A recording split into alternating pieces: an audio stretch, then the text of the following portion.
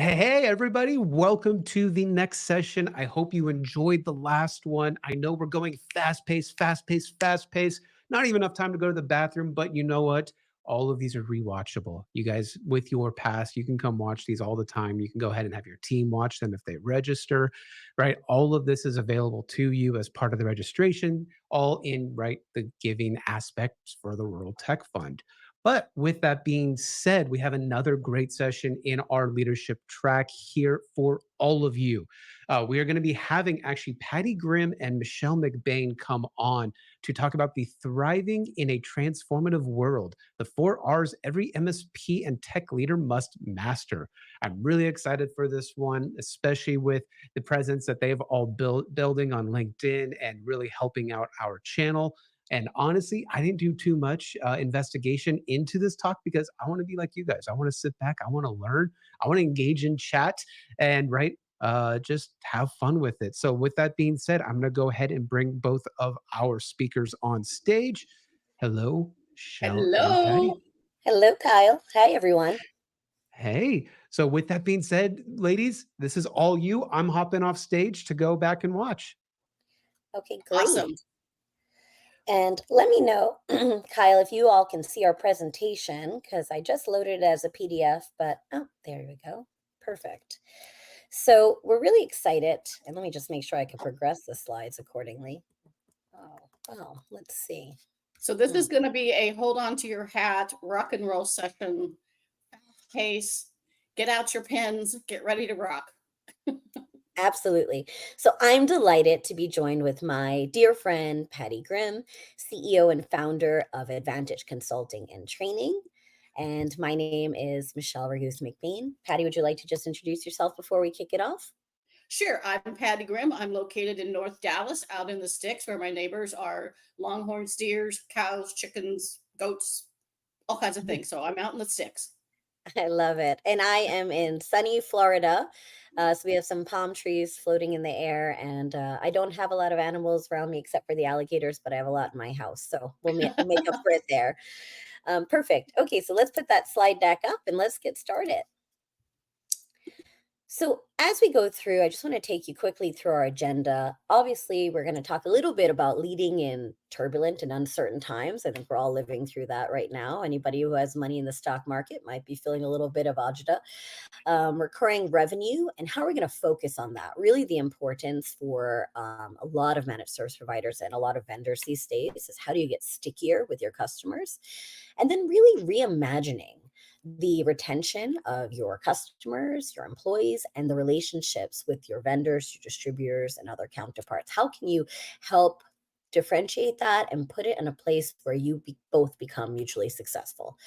And of course, we want to reshape and re energize the organization, your team, your leadership, your employees. How do you get them excited and enthusiastic to really hit the ground running? And Patty's the best at talking about that. So I'm really looking forward to hearing from her on this section.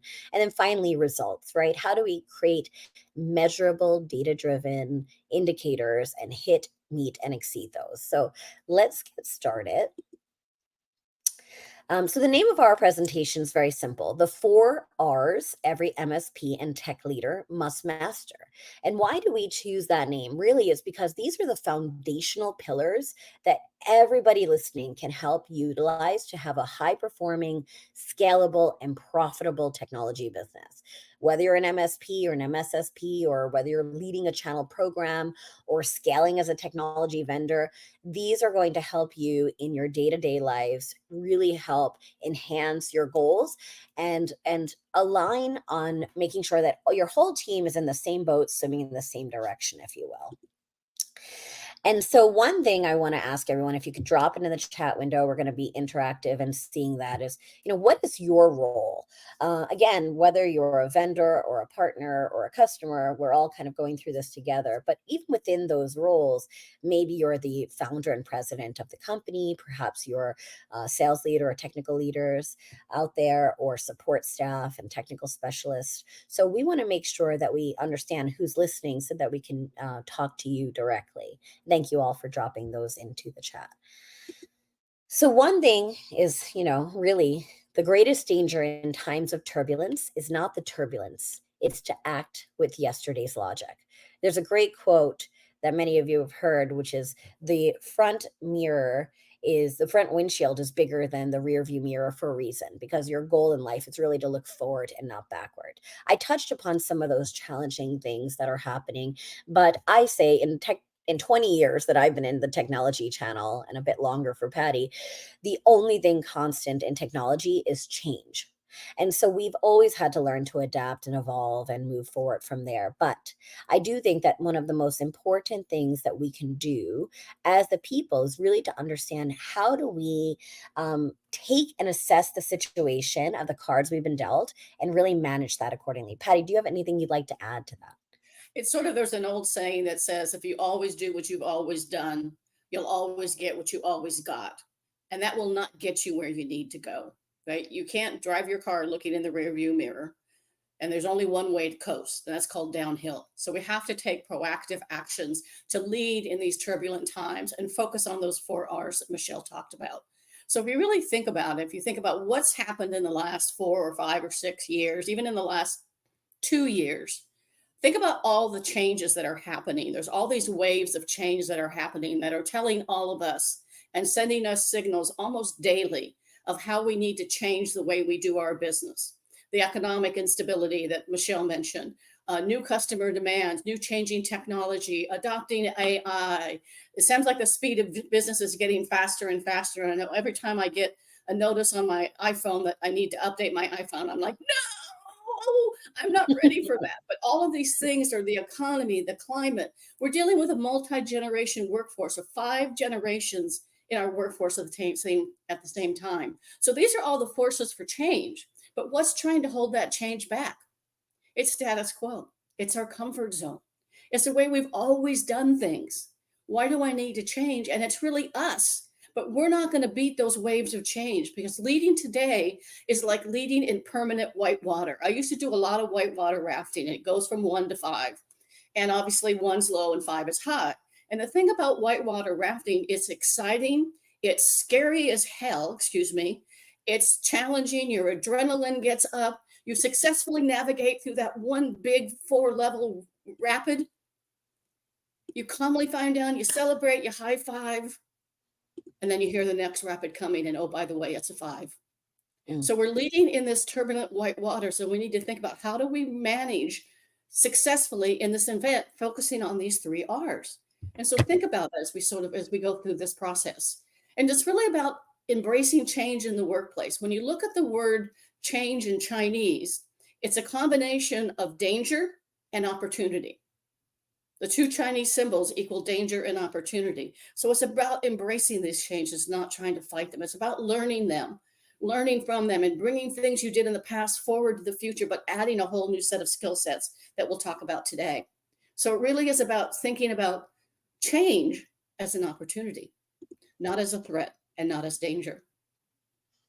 So, one of the most important things that we are going to talk about today is recurring revenue and retention. And one of the biggest challenges is really moving from, many of you might have, and I'd love to hear in the chat window as well, who identifies as a VAR, or used to identify as a VAR, who now identifies as an MSP or an MSSP. And maybe you do both, right? I think some people are selling firewall switches and access points and all of those core products, and some people have migrated into the area of retention. And why is that important? Well, one of the first things in my background talking to many MSPs is they still rely a bit too heavily on the break fix, project based revenue. And how do you shift is the biggest question into the recurring revenue model. And by the way, not just partners, vendors. You see companies like Cisco, Dell, HPE, all of these companies evolving to subscription consumption. And that's just in the B2B world. Think about B2C. And Patty mentioned the millennial buyer. The majority buyer today is now a millennial. And so the way that they choose to work, to procure, to progress and look at all of the potential people they could work with is all digital. There's 28 moments that they're looking at this digital journey before they even want to talk to a salesperson. And in order for us to have this idea, we need to reimagine, how are we going to restructure our current offerings and really look at that as a bundle, a service bundle? How are you going to look at tiered pricing models? And how do you convince clients of the value? And that's the most important thing of the ongoing service, especially in security and compliance. And most recently in my careers at SonicWall and Cisco, I spent a lot of time talking about security. And I started in 2004 as a Cisco engineer. And we're not buying, 6509 switch server room chassis anymore. We work in a cloud era. People are working remotely, telecommuting. We have a lot more complexity. And we all know it's not if, but when a cyber attack happens. And so this really makes an opportunity out of the ability for you to keep your customers secure and protected. So they could focus on what they love and you can be their trusted advisor in their journey. And it does take upfront effort, it takes a process maturity, and often a shift in your sales mindset. And so, why does it matter? Really, this is the lifeblood of the MSP or SaaS business. If you have predictable revenue, it allows you to forecast better your growth. It allows you to invest in talent and to scale. I saw a few people that said they wore all the hats. So, you're busier than a one arm paper hanger, as they say. How do you get the ability to scale your business and support the growth mindset? And not be the only point that you have the ability where you can take a vacation and you can have some time off and know that your company will still be still helping to protect your customers, and you'll have the right team in place to do that. And so also for those of you who are looking at mergers and acquisitions, increasing the company's valuation, this is very important as well. So if you want to build the subscription based company, if you want to have advanced services to increase that MRR, and you want to automate your renewals management, so I'm going to tell you just a little story. And this is a story about a company that we're going to call Secure Tech, a 10-person MSP based in Austin. There's a few 10-person MSPs in this window as well. And Secure Tech was really relying very heavily on break fix, one project at a time. The customer would pick up the phone and call them when there was an emergency, but cash flow was tight, and they only got calls when things were broken. So now the owner decided to shift to the MRR model. They had packaged their services and their tiered security bundles. And this is where I really want to use this example for everyone listening. How did they do that? They came up with a solution for basic, advanced, and complete protection, each with a monthly user price.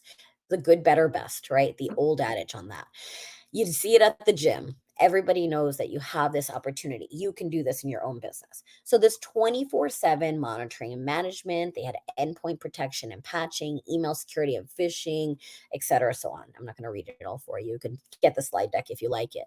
But the concept is really that they wanted to start by targeting their existing customers. Why? Because those were warm leads. They already knew them, they liked them, they trusted them, they could test this out on them, they could iterate on it and make sure that it's perfect before they scale larger.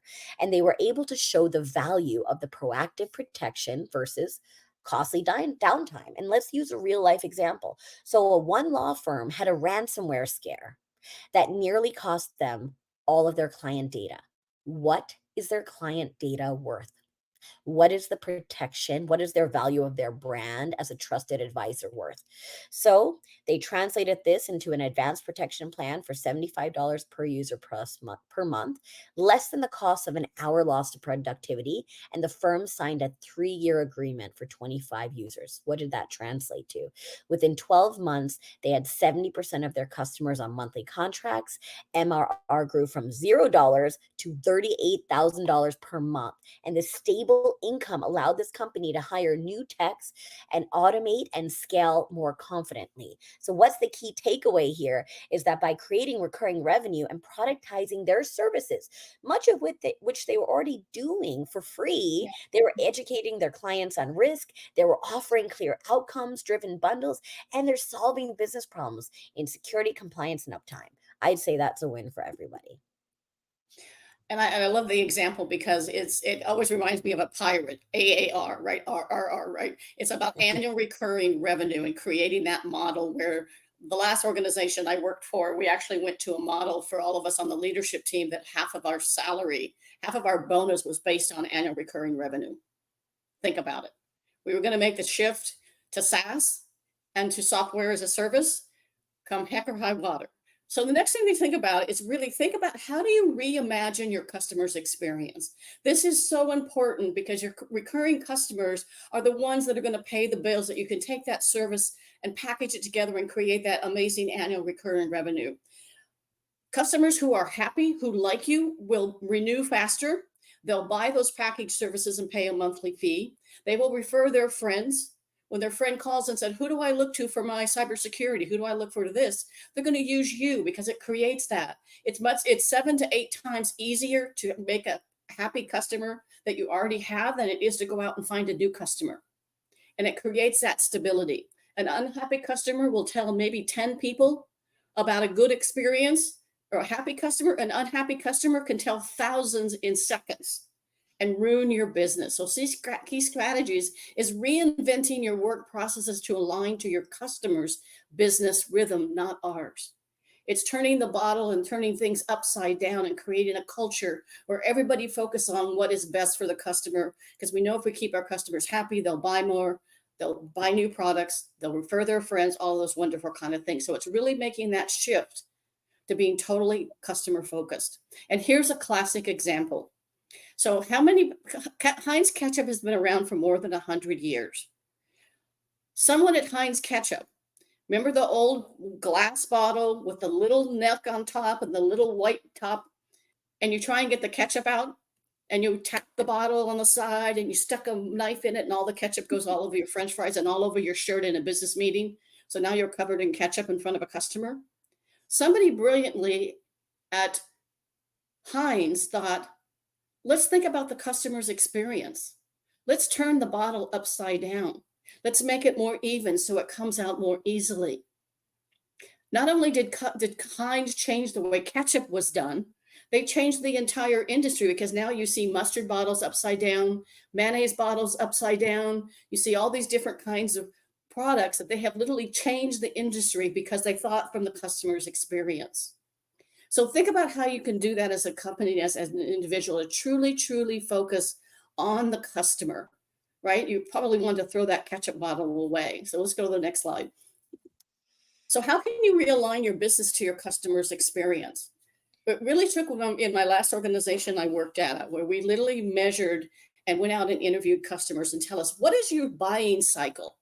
Right. So Before much you is, do, yeah. you have to hit the Heinz 57 on the glass bottle. I can't progress the slide so that goes away, but Oh, that yeah. is the best call out. I love that one, Well, that was actually. the key. You had to hit the Heinz 57 to get the ketchup to come out. You had the trick, Mike, all along. We should have known sooner. And Michelle mentioned this a little bit. So much has changed in our working environment that most customers don't want to see a salesperson. So we need to adopt digital selling and different ways of doing things, right? 86%, I'm trying to see, 89% on a recent survey by Gallup said our sales and technical professionals are close to burnout.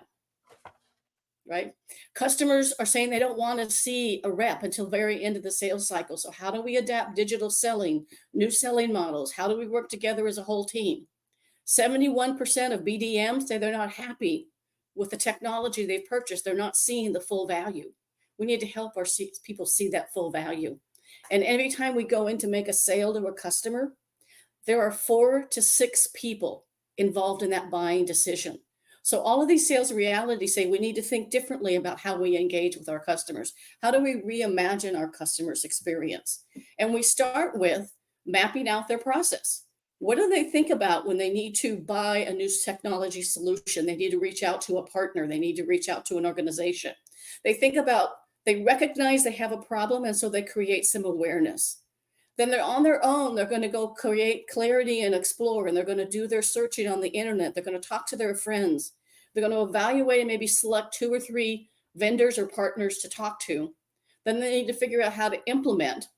And then they need to assess and measure success on the technology they purchase. So the top line is the customer's buying cycle. We aligned our sales process to say, how do we contact and engage with our customers in new ways using digital selling, using digital platforms where we can share information and content with our customers? How do we clarify the customer's business problem? I worked at Microsoft for 20 years, 15 years as an FTE, and 5 years as a contractor, as a consultant, helping their sales and their technical teams get into complete alignment. And many times I would ask, what's the customer's buying? What's customer's business problem? The response I would get back is Azure. Azure's not a business problem. That's a solution looking for a business problem. What is the problem that customer's trying to solve? How do we align to that? How do we not just sell the BDMs, but how do we sell, or TDMs, how do we sell the BDMs? Then we present, we close, we implement, and we're all successful. So really think about that process. And how do you adopt a customer focused accelerator process, a customer focused accelerator process? We need to think like the customer. We need to know their industry and their business as well as they do. We need to know what's important to that TDM or DDM we're talking to. What are their business challenges and how can we help them? We need to think as one team, whether we're sales, we're pre-sales, we're technical, we're support. We all need to be speaking off the same sheet of music. We all need to be 100% aligned and go in there as a united team. And then we need to make the customer the hero of the story. How can we co-create a solution, a recurring revenue solution, an AAR? How can we create a solution for the customer where they're the hero of the story, not us? We don't ride in on our white horse and save the day. We help the customer get on that horse and ride into town and be successful. So this is critically important. You think like a customer. At Google, literally there is a red chair in most of the conference rooms, because before they make an important business decision, they make sure that they ask the question, what is best for the customer? And that comes from that red chair. So a couple of key takeaways from this section is start making all business decisions based on what's best for the customer, your employees, your partners you work with, the business, and make sure it's aligned to your mission, vision, and values. And talk about your mission, vision, values in every meeting, in every communication, in everything you do about. Here's why we do. The number one reason for the quiet quitting and for the great resignation was people felt disconnected from the company and they no longer felt invested in what that company stood for. So they just showed up at work, did as little as possible not to get in trouble. And that's what quiet quitting looks like. And that affects your productivity. And we'll talk about it a little bit more later. Well Okay. said, Patty.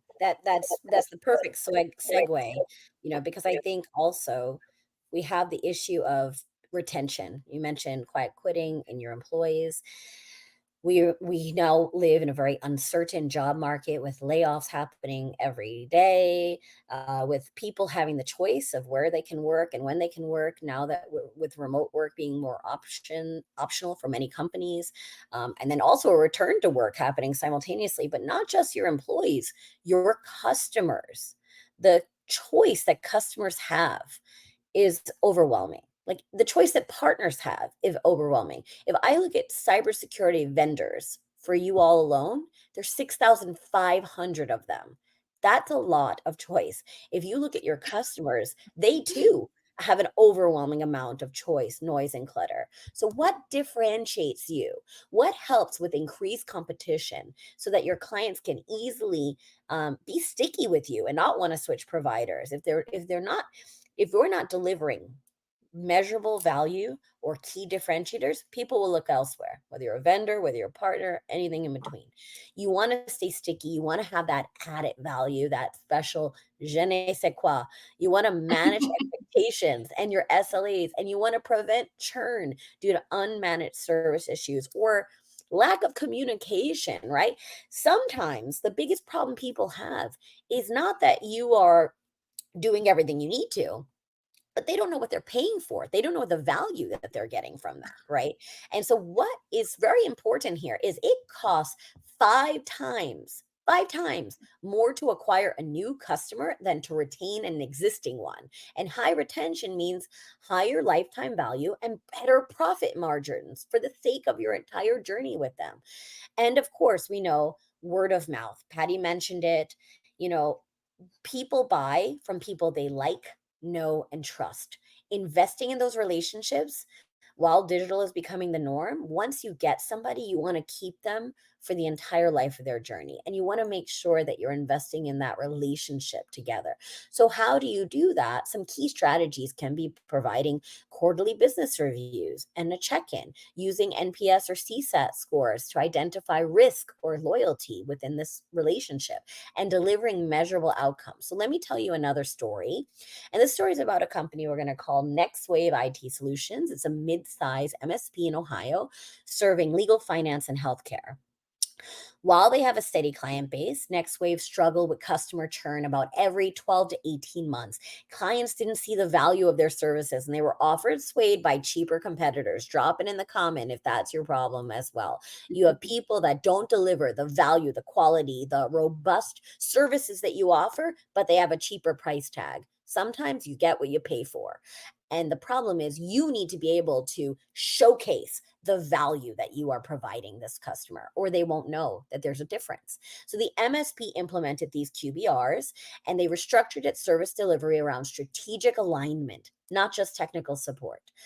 Here's how they did it. Instead of just reporting ticket numbers or system uptime, they showed business impact, they reduced downtime and risk mitigation and cost savings. This created a simple client scorecard. How many threats were blocked? How many backups were tested? What is the compliance posture they're trying to achieve, whether it's HIPAA compliance or other? And what are they looking at in terms of these meetings to educate their clients on the evolving risks like phishing, ransomware, cryptojacking? The list goes on and on, right? Look at any threat report that comes out from any security vendor. You will constantly have a robust data points to talk to for your customers. And you don't have to be too technical in those conversations. You just have to educate them of the value if this happened to them. Right. And we showed in the last example. So, this in 1 year reduced client churn by 40% and increased cross sell of cybersecurity services up by 25%, gaining more word of mouth referrals. The customers felt heard, they felt informed and educated, and they also felt like they had a trusted advisor. And so the key takeaway is retention isn't always about technology. And by the way, vendors listening, everybody says that their product is the best thing since sliced bread. That may not be the case. All things created equal, you're fairly comparable. It's about the relationship and how you're adjusting that. So MSPs proactively communicate value, they align goals, and they position themselves to strategic partners to stay longer and to spend more. And now I also, because I've been a vendor for most of my career, I do want to talk about the vendor relationships as well. And I want to add that this is a lot. And I mentioned just in cybersecurity alone, not looking at disaster backup recovery or in networking or in any other cloud or all of the ways that you can procure technology products or services out there.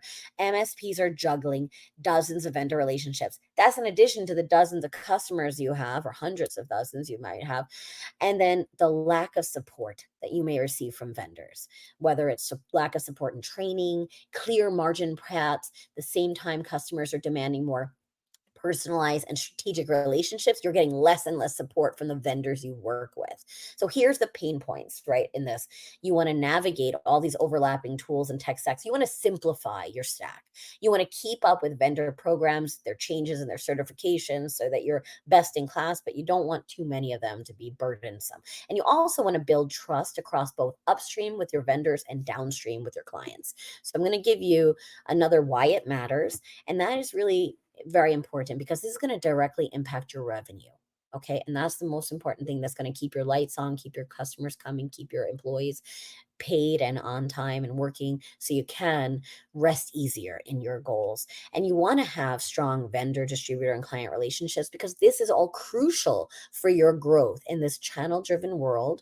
Trusting the collaboration is going to open new doors to new opportunities, especially when you're not seen as just an unwashed massive partner, but you're seen as a strategic partner.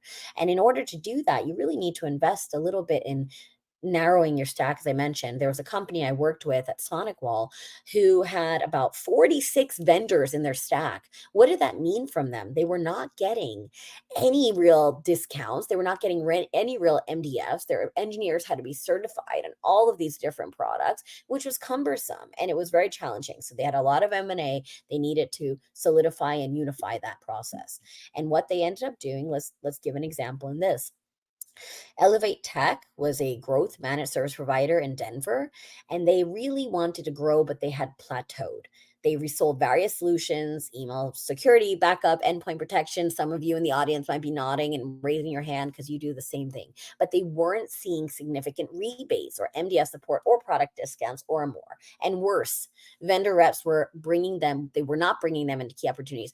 I can't tell you how many times I've heard from partners, we will help you close the deals. We're the trusted advisors. If we're on the front lines, but we need more leads. So are you getting those from your vendors? So this was their problem. Their margins were thin. They didn't have a lot of support.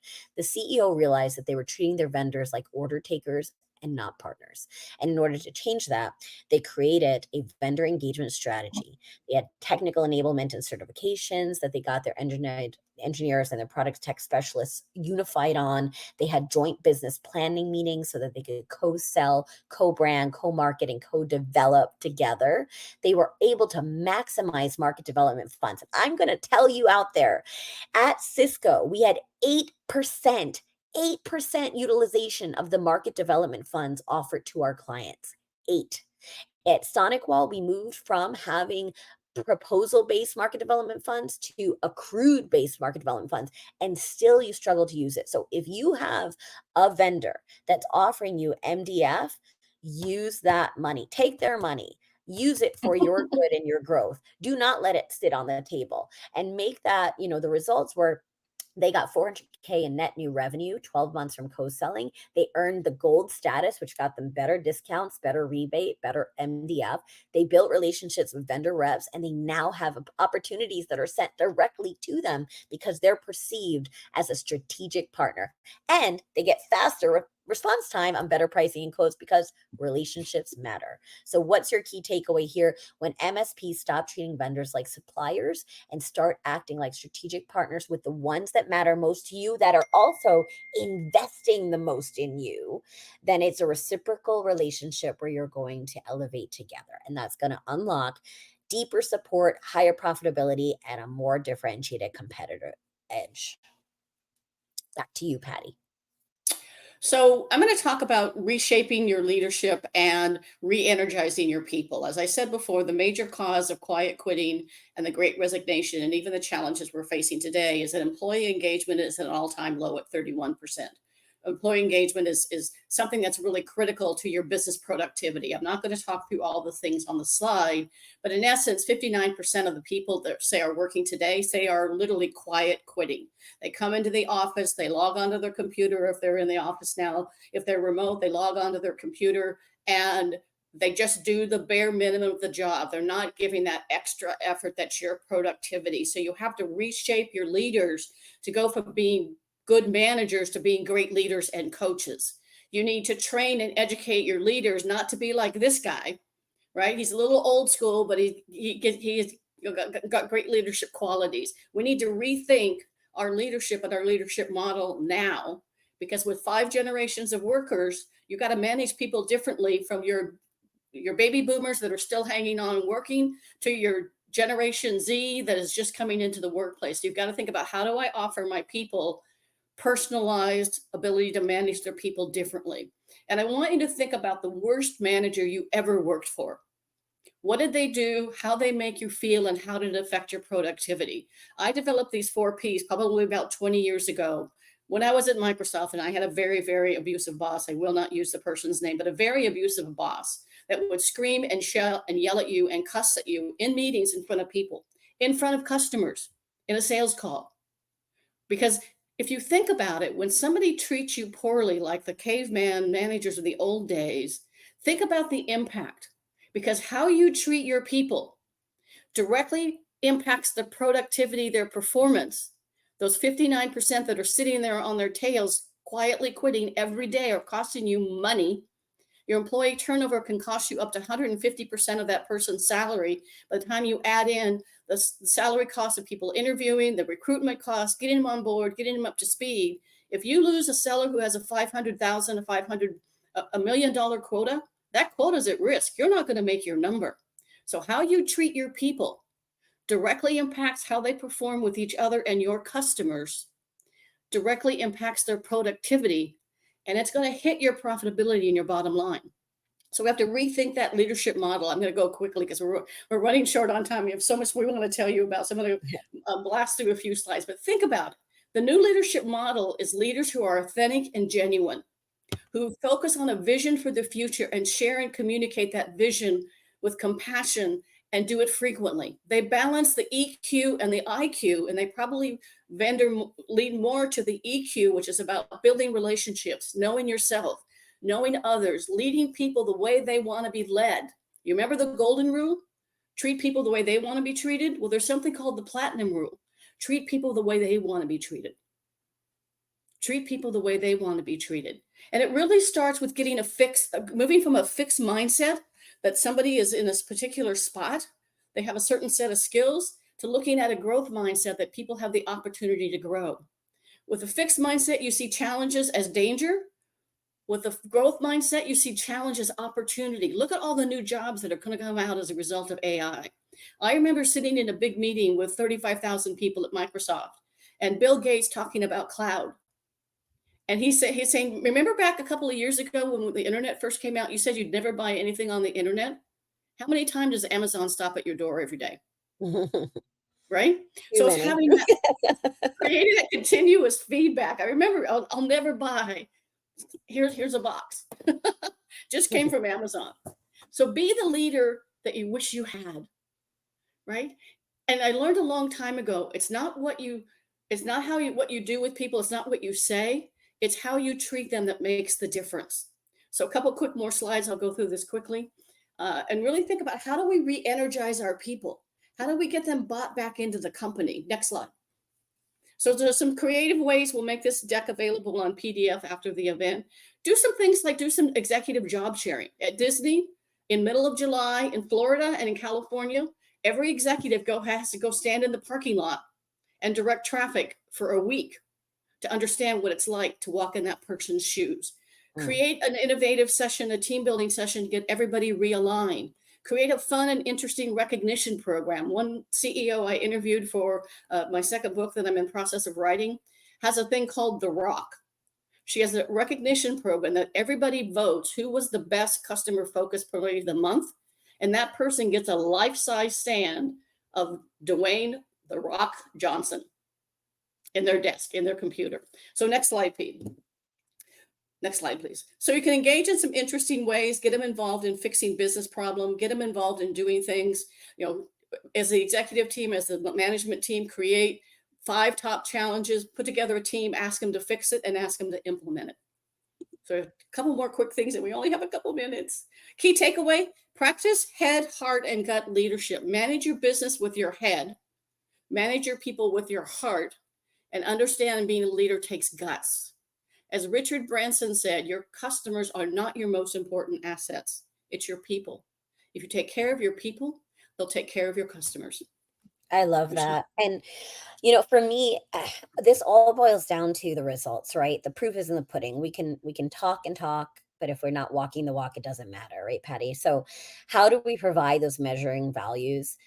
MSPs often struggle to show outcome beyond keeping the lights on. Clients want more strategic guidance. They want security insights. They want business impact.